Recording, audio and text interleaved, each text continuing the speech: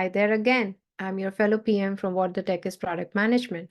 Today, in this episode, we'll be talking about metrics. As you saw in the introduction clip, Vidhi talks about you're lagging behind as a product manager if you don't understand why metrics are really important. In this episode, we'll be talking about what are some of the example metrics that you should measure, how to establish baselines, what do you struggle with, and also some resources that Vidhi personally writes and some famous books that you can actually use to educate yourself about this process. Tune into this episode. Thank you. Signing off. We are here with another episode of What the Tech is Product Management with Nishant and Vidhi as our guest today. I'm Shruti, your product manager. I work at Snowflake. Nishant, do you want to quickly introduce yourself? Hey, I'm Nishant. I'm a product manager in the ad tech space. Off to And you, Uday. and we have lovely Vidhi. Vidhi, do you want to go next? Hi, this is Vidhi Agrawal. I currently work at Databricks and I have a long history of working in product management and strategic pricing. So I'm really excited to talk to you all about my experience with metrics. Amazing.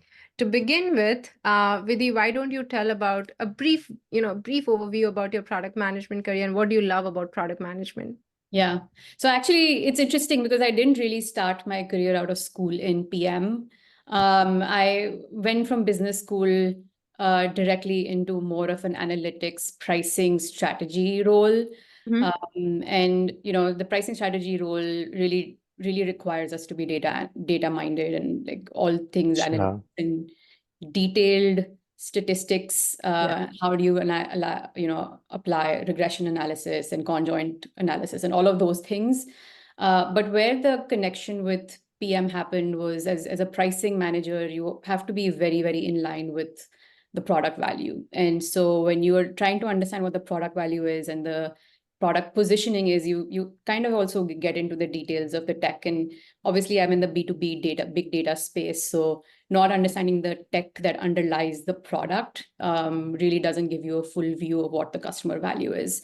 So more and more started pricing really, really technical products and drove really large transformations at one or two companies that I was at. And then the synergies with PM just happened so well that I was recruited into the PM team, and I did a bunch of really, really technical feature launches and deprecations and a bunch of different things. Most recently, I was heading the search platform for Splunk. And so it's not a very it's not a very easy pivot to go from like a very pricing finance role into PM, but because we were working so closely with the technical PMs and we had to understand the inherent value of the technical platform, it was kind of smoother ride for me. And that really like led to my love for all things, all things technology, all things, all things related to innovation. And how do we marry data analytics with our launches for features, et cetera, in the PM world. So that's a little bit about my background. No, that's great, Vidhi. Awesome. I have had a personal chance to work with Vidhi, and Vidhi is an amazing product manager. But today's topic is metrics, and I'll let Nishant begin with the first set of questions. So, really, like, good call out on the fact that like someone coming from pricing or any other function into product management might be slightly tricky, but I'm sure that having data on your side must have helped you on various fronts. So, to begin with, it would be nice to have you talk about some of the benefits of setting metrics as a product manager. Yeah. And actually, before I jump into the benefits, I think that was like a really cool thing that I loved about my past experience and bringing that into PM. Mhm. There was this opportunity to really think about what I was building and why I was building it and what would the metrics surrounding be that. And then that really got me excited, to do that kind of analysis that was like being done with PM. So in terms of like when I thought about benefits of why you would set metrics for your product or feature is that today, it's this PM world is really competitive. There are hundreds and thousands of PMs in the US today and more worldwide. And if you want to go from a good PM to like a great PM, if you're not using data to drive your decision making, then you're already like a few steps behind in this really competitive job market with the macro environment being the way it is. So data-driven decisions are really, really important. Whether it's about which feature to prioritize next, what are customer problems you want to solve, how do you change different levers in your product to make it perform better. So if you're not really thinking about data as in your decision making and you're just going with the flow, you're already pretty behind the other PM. So this really has to come intrinsically. You shouldn't wait for a leadership to ask you, what your metrics are. You should be thinking about this as you're thinking about your features. How am I going to test? And the other thing with like the technical world is you have to be able to do continuous improvement. You might have heard the word continuous improvement. It's a big thing for me. And if you can't really improve something that you can't measure, and so if you put something out in the world and you have no way to get any feedback loop on it, then how do you measure it? How do you pivot? How do you test? Yes. And so it really is important to have a metric first mindset. As you're thinking about feature sets, think about like the measure, how would you measure it, along with your persona, user experience, etc. That's really important, because if you push something out and can't measure it, then you're really driving blind. And then the last thing I would say is also it's good to be proactive, like this, having data metrics assigned gives you the ability to be more proactive and more nimble and on your feet to change things, especially when you're like spotting a problem before it really becomes a big issue that leadership gets pulled into. You can actually go fix a problem as you're seeing some leading indicators towards an undesired outcome. So those are like my top three. I would say I have to reinforce, like, you want to be the best out there, and the best PMs are making data informed decisions. You want to be able to do continuous improvement. You don't want to leave things lagging in your product, and metrics can help that. And then if you are seeing some lagging indicators or leading indicators are not going in the right direction, you can proactively go fix those issues before they become larger issues.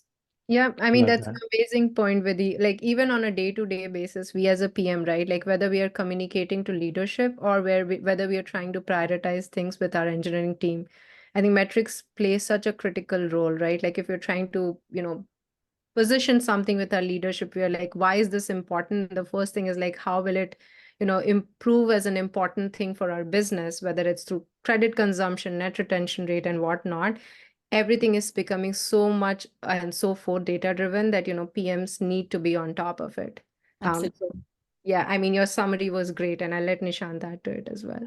Yeah, so I was thinking, I mean, it's such a good normalizer as well, Vidhi, in the sense that people's opinions can be subjective. Someone might like the product, but it's very hard to convert it into some data point, right? Because I say I love the product, but I'm saying like it's a 6 out of 10 maybe. So someone is saying, oh, I like the product, but they mean 9 out of 10, Yeah. right? So just normalizing it to a data level, I think makes it easy for us to stray to ourselves and our product. So great Yeah. point And I over there. think you mentioned something that is the heart of everything, which is there are 100 opinions on what we must do and what we should do. But Yeah. if your data can't show you the way, then it's an opinion. And so, we want to make sure that the things we are working on are not opinions, are impact. Yes. And you made a good point there, Nishant. Yeah, yeah. Cool. Definitely drives the prioritization framework for us as PMs as well. Yep. Cool. So that was a great overview of, what are the benefits of setting metrics with the jumping onto the next section, which is more around like if you can help us define what product management metrics are and why do they matter, that would help our audience in a great way as well. Yeah. So this is actually a really broad area. I'll try to cover it as generically as possible because, there's the tech industry, and within tech industry, there are business to business, B2B companies, and there is B2C companies. Then there is also non-tech companies who also have product managers. So high level, if you think about it, there are many different categories of metrics. So I'll kind of just walk through some of them and then just name a few. If you're interested in learning more, there are other resources that we can talk about towards the end of the podcast. But I think the primary metrics for more of the technical PMs are, user engagement metrics. So for most part, you're dealing with users, customers, etc. You want to look at monthly active users or daily active users. And the next one would be user behavior metrics. So you want to make sure that you kind of know what your retention rate is, if there's churn happening, why is that happening, what your churn rate is, etc. So those are some examples of user behavior metrics. Then there are also monetary metrics. Now the PM role is such a role that it's unique in that you have to be technical, but you also have to be business minded. And for PMs who actually are not working on a feature set, but like a line of features or a group of products, then monetary metrics become important to track. You want to be able to talk about intelligently what average revenue per user is, what the customer lifetime value is, etc. And for more on the B2C, B2C side, PMs also have to work with acquisition metrics. Is what does it take to actually acquire and retain a customer? So what is the customer acquisition cost? And in short form, we call it CAC. But the customer acquisition cost is just how much marketing or how much money have we spent in terms of sales and marketing to acquire a customer. And then other examples of those could be cost per click, etc. So all of those are just how much time and effort and money did it take for us to acquire a customer, and how long can we retain it, and what is their quality, their ROI over a period of time. And then the last one is really product quality metrics. This is something I think all of us know and live with, the Net Promoter Score, which is the NPS score, that really tell us on an overview level, high level, whether users really love our product or not. The other things you could track are like things like bugs and outage time, etc. So those are primary products in my product metrics in my daily life. The other metrics that I sometimes track is just what are the user feedback metrics for features that we introduce, how many change requests we are getting, what are the new feature requests we're getting for a larger feature set.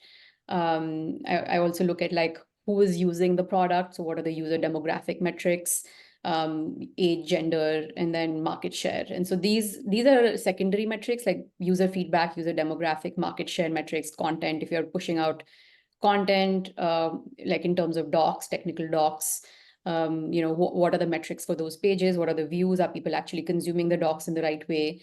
And then SEO metrics, some more for like content.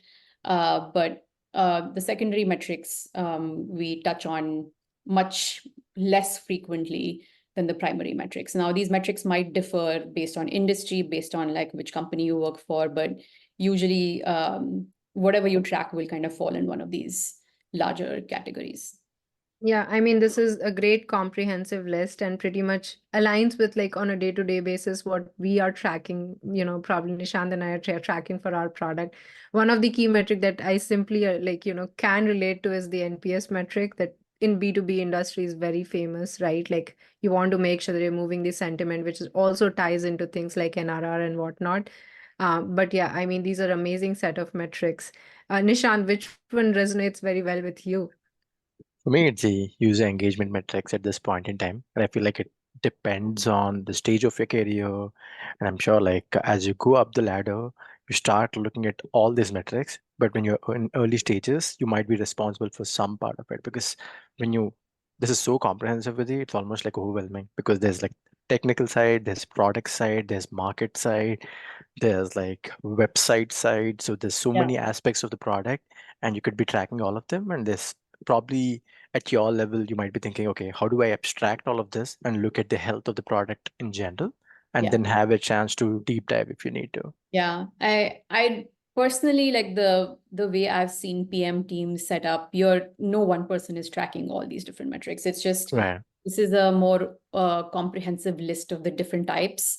But you're Mm, probably going to be either on the growth side, like you want to drive user engagement. sure. You're just working on those things, or if you're actually selling a product, then you're tracking like the monetary metrics. But at a smaller company though, and obviously with larger companies there are more people who can be very specialized, but at a smaller company maybe a PM is doing majority of those, right? You have to have the ability to understand the different metrics, and you have to apply your hat, and it can be overwhelming. Yeah. Why just like breaking it down and really focusing on what we are trying to achieve can help. Yeah, Yeah, yeah. actually having like a racy structure even on the metrics side would be nice, where like you're responsible for some of them, accountable for some of them, Yeah. just be informed in some cases. You know who to go to and ask Right. more questions, right? That Yes. makes sense. One of the, I mean, this reminds me of my Meta interview, right? Where they ask the product, they have a specific interview section where they ask for the metrics. And one of the thing, that I learned from Meta is 4 or 5 years ago was the concept of Northstar metric. And I would love to hear your thoughts, Vidhi and Nishant. I struggle with like how can one metric determine the overall health of the product, but it's truly not one metric. It's one metric that you're racing towards, but there are a lot of other metrics that are supporting towards that metric, right? You need to take into account a lot of other things as well. But I let Vidhi and Nishant ponder over the North Star metrics too. Yeah, the North Star metric, I think, is really important because you can, like Nishant was mentioning, there's death by overwhelming number of metrics. You can track like 10 different things. Yep. But it's really important as you're setting up, and we can talk more about like how to set up like how to do it for the first time if you're doing it for the first time, and what process you should follow. But you could be tracking 10 different things, but if you don't prioritize which Yes. one is the one that moves the needle for you, or which one is the one that cross-functionally everybody agrees is the North Star or the most important metric to track, then you're just going to get different signals. So metrics are really important for you to get signals of how the health of your feature or your product is doing. And it's really important to prioritize. And sometimes not the underlying metrics can support the North Star. Sometimes it will give you a very different answer. And so as you are setting it up, it's setting up your measurement success criterias. It's really important to kind of sit in a group with your team and really think through which one of these would really, really matter, and let the rest be supporting cast, not the lead. Yeah. And we can talk more about like how to define clear objectives to drive that North Star metric. For sure, for sure. Nishant, before we jump into the next question, any follow-ups? No, I mean, couldn't agree more with what Dee has said. Like personally, I also personalize this thing a little bit more. Like I take North Stars by phases. Like when I'm dealing with a 0 to 1 product, initially trying to build something technical, and they're going to be technical measures that have to be optimized for, because the rest of the org is not asking questions. They're asking, is this feasible? At that stage, operationalizing that North Star metric. And then as we move into the various stages, we might move into, adoption might be the North Star metric. But as the product stabilizes, that's where I think engagement will continue to be the North Star metric. But I'm sure like having that long-term vision that, okay, this is where I'm headed, this is my eventual North Star, but I also acknowledge that there are going to be individual milestones to get there, I think has been helpful for me, because there's so many different personas. Some people understand revenue numbers, some people understand technical numbers, some people understand marketing numbers. So just always trying to translate that single North Star metric into sub metrics that these teams care for has been pretty helpful. Yeah, and sometimes North Star metric can be like very lagging, right? Like something that you would only be able to get to in like 4 quarters or, like a year, 2 years out from now. So having Absolutely. stone-based, North Star metric actually helps you give leading, factors. Are you moving towards it or not, depending on the. Totally. Yep. But yeah, I mean, this is great, feedback on North Star metric. But, Vidhi, to your point, can you help us understand the process of defining metrics as well? Yeah, let's go through that. I think, as I was mentioning earlier, when I start with a new project like or a feature, when I'm writing my first like draft of my PRD, I obviously write what my objective is, right? And so the first thing I will do is really, really be very crisp about what are we trying to do here, and align a bunch of different teams to make sure that we're all thinking in the right direction. So if you're introducing, let's just take an example of a chat feature, and our company has never done a chat feature before. I'm going to make sure that, the first thing I do is like clearly define the objective of this chat feature. Why are we introducing it? what is really like, what are we trying to do here?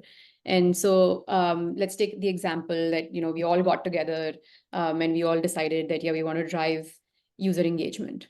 So we have a static website and we want to create like a chat feature, and we want to drive more user engagement.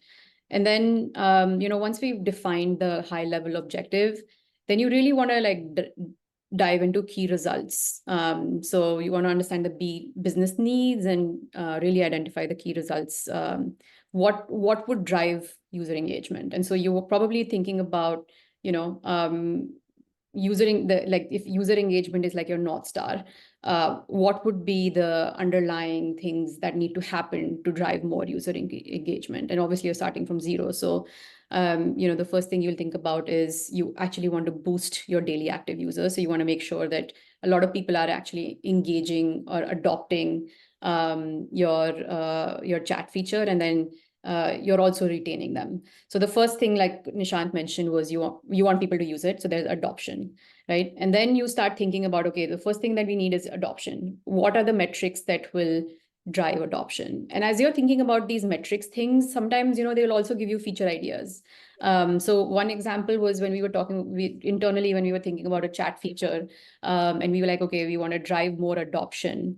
And we want to capture this adoption rate. And then that blew into like creative ideas about like, how would we do that? Should we do a share button? Should we do an invite, invite your colleagues, put in your email address, and it automatically adds colleagues into the chat, invites them. So like, the metrics is not just another work stream that you just need to go do. It actually does also become a way to brainstorm great ideas to drive what you're trying to drive from a business objective perspective. And so like now you have different metrics. You're looking at daily active users, you're looking at adoption rate, you're looking at like maybe, driving up more time in chat, how many messages per user sent. Now you have all these like 4 or 5 different metrics that you're talking about. Now you want to like take a step back and really evaluate them for relevance. Which of these are really relevant and which of these actually get me closest to driving more user engagement and user adoption. And then you're basically prioritizing the 4 or 5 metrics that you have. And then you're setting targets to track features and success. For example, again, like if you're introducing this new chat feature within a messaging app, and then you want the metrics to have 10,000 daily active users within the first week of the features release. You then also want to think about, well, like, how do we get to the 10,000 of daily active users? Is that really our Northstar metric? How many people will have to share the feature with each other? And, you start defining all of that, and then you create like a priority list. It's really, really important though, for you. I think all of us as PMs, we rush into creating the into creating the PRD and like start building. And, we always have this pendulum of time on our necks to say, like, when are you going to deliver it? When is it going to go to private preview or public preview? But I would really, really encourage everybody to think about telemetry or, collecting usage data first. Even if you're not building the dashboard just yet, even if you're not creating the metrics just yet. The first thing that the engineers and you should be thinking about was like, well, how are we going to collect this data? And so, always have that mindset first, collecting data and telemetry and usage data first, and really work through that, and hoping that kind of tied back into what would the process of defining a metric be. And it's really important to bring everybody along. So everybody sees your vision on why you're trying to collect this data and what you're going to do with it.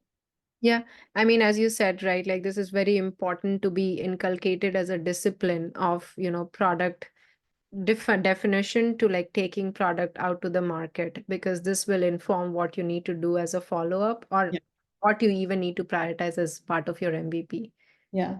And I think there are 2 disciplines that every PM should just like, it's not the most fun thing to do, but, writing docs, explaining your ideas and being really effective at it, and capturing problem statements in a way that, the audience that's reading, or whether this is like your architects, engineers, or like leadership, whoever's reading your documents can actually feel the empathy of the customer, feel empathetic with the customer and the pain. And the second thing is metrics, really driving how are we going to test this, how are we going to measure it. It's great to push new things out, but if you can't measure, you can't really win the race.